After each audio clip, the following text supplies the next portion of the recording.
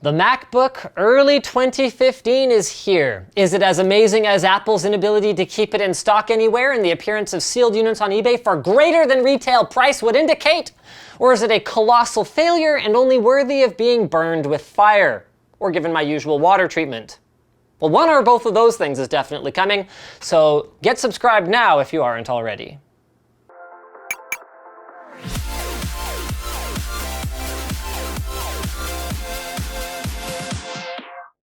Kingston KC310 series business grade SSDs feature firmware-based power loss protection, massive capacities, and performance to spare. In fact, we're using them for our new production server. Click right here to learn more about them. This video promised to be one of the easiest that I'd ever written, and yet it ended up being one of the most difficult. I thought it would be easy because I summed up, with the help of our buddy John Rettinger from Techno Buffalo, my thoughts on the thing over 2 months ago and figured I could pretty much point vaguely to my left and say basically that. But it was difficult because now that I've actually been hands-on and using it as a daily driver, I'm finding the 12-inch Retina Macbook Early 2015 edition, whatever it's called, man, I hate their naming scheme, a little bit more difficult to hate. A little. On the top of the unit, under our protective D-brand vinyl wrap, is a plain blasted anodized aluminum finish with an Apple logo square in the middle. On the bottom is more plain aluminum, and I guess this would be a good time to point out that it can be silver gold or space gray, with some assembly screws and 4 black feet that are surprisingly non-grippy, making it easy to slide around on the desk. Then on the sides, we find one of the main sources of the controversy that exists around this product. A 3.5mm combo audio jack on the right and a single tiny USB Type-C connector on the left. That's it. So out of the box, you are expected to use the built-in wireless AC 867 megabit, Bluetooth, or that USB port. So it better be one special USB port then, right? Well, actually, it kind of is. So for starters, and this is important, it is not a USB 3.1 10 gigabit port. Rather, it runs at the older USB 3.0 5 gigabit speed, but because it uses the Type-C connector, it gets some extra fancy functionality. Number one is power. It can both deliver more power than a standard USB 3.0 Type-A port, and it can receive power to charge your notebook, which is good because it's sure not getting power from anywhere else. Number two is alternate modes, which use auxiliary pins in the Type-C connector to enable extra functionality like HDMI or DisplayPort video output, with more fancy adapters soon to come. But Linus, you might say, I wouldn't have needed any of that adapter stuff if I just had a MagSafe power connector and a couple of normal ports on it. Lenovo and ASUS managed devices this thin without removing all the ports. Why couldn't Apple do that? Great question. Moving on. The MacBook has a silky smooth, albeit a little bit flimsy feeling, one-finger hinge that opens to reveal some of the actually more interesting things that Apple has done under the hood. I'll start with the webcam. It's a piece of crap, and I'd say Apple's design team should be embarrassed, but this is the same company that put a microphone on the back of an all-in-one PC, so I guess anything goes around there. So let's move on to the display. Why is it that Apple is the only one willing to buck the industry 16:9 aspect ratio trend and put a 16:10 display on smaller devices where that extra vertical space is a freaking godsend? Thank you, Apple, for the bright, beautiful 2304 by 1440 stunner of an IPS monitor that you've crammed into this device. Since I use a Razer Blade 14 as my daily driver, I instantly started swiping around on it, only to realize that Apple still thinks a fraction of a millimeter is more important than a touchscreen, so the rules are similar to the local strip club. But hey, it's better than a pickle and ice cream sandwich, and I'll take it. Under the screen are the surprisingly not horrible speakers. Most devices this thin are basically unlisten-toable and will actually cause vibrating distortion when turned up to the max. But while I didn't experience any thunderous bass while watching the Avengers Age of Ultron trailer, the experience was actually not too shabby. Which leads us finally to the meat and potatoes of any notebook video. What's it like to actually use the thing? Well, the story starts before the device was even shipped, when D-Brand thoughtfully offered to preload Windows for me. I told them, no, don't worry about it, it's okay. To which they replied, are you sure? You'll need the Type-C breakout adapter from Apple, which is out of stock, and a USB hub just to plug in the 2 flash drives required for the boot camp setup process. And that's really the experience in a nutshell. Want to do casual things like watching HD YouTube videos around the house? Willing to use another separate computer every time you want to plug in a mouse or transfer files off your camera? Great experience. Want to do any kind of power user stuff on the go?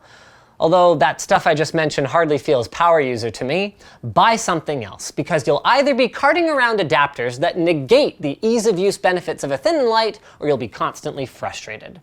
But while it's easy to hate on, and the lack of ports all but eliminates this MacBook as an option for someone like me, there were some things I really liked about the device. The haptic feedback touchpad and keyboard, both very controversial design choices, stood out to me actually as a step in the right direction.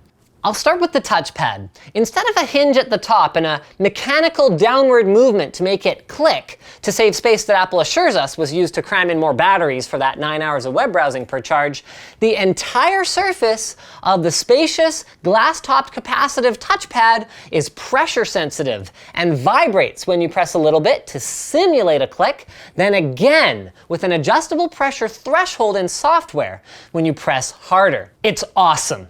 This isn't your dad's haptic feedback that makes the whole device shake and sounds like it's going to fall apart. It's incredibly subtle, and I'm willing to bet that if you didn't tell your mom that the touchpad doesn't actually press down, she would swear that it was moving down. And on top of that, it's really useful. Since there's no driver support in Windows for the feature, not to mention the annoying delays on double touch to drag, I had to fire up OS X, which thankfully I somewhat know how to use thanks to this video series, where it does loads of cool stuff, like allowing quick renaming of files and folders, file previews, getting shipment details when you force touch, a tracking number, previewing links in your browser, and much more. Paradigm shifting. I wish it was more customizable, but who knows, maybe that's to come. Then again, it is Apple.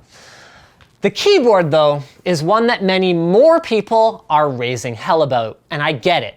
Apple's butterfly switch, another space-saving feature, does not have the same satisfying tactile feedback of a mechanical switch or even a half-decent scissor switch. But I have to give them credit here. I may not enjoy the typing experience, and I don't, but if I evaluate it objectively, then all I can say is this. Unlike Asus, they squeezed an ambient light-sensitive backlight in there. Like Microsoft's original touch cover, it's extraordinarily slim, and without practice, I am similarly fast with a similar number of errors compared to my Razer Blade. That's f***ing impressive. Which I guess lands us at the conclusion for this video, where I usually try to summarize what the product is and who it's for. So that'll take a bit longer than usual because those answers are anything but simple here. What is it?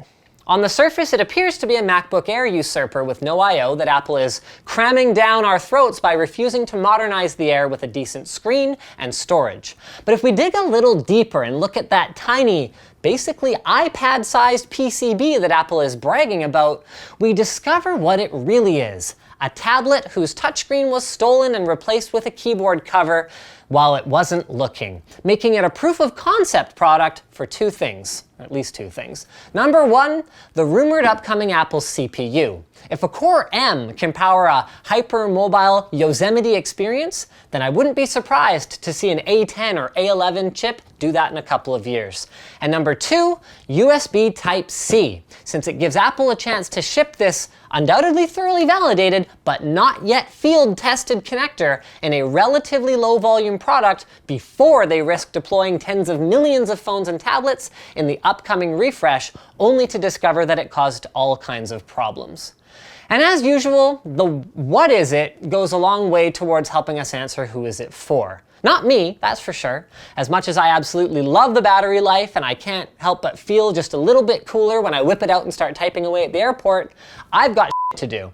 And you'd have a much easier time selling me an Air with a decent screen thanks to its much more powerful hardware, not to mention the unassailably technologically superior Thunderbolt and MagSafe power connector combo, whose benefits range from additional speed and device daisy chaining to the fact that some asshole in Starbucks isn't going to trip on your cable, pulling your $1,000 computer off the table right as you were about to save that latte-powered novel you've been working on.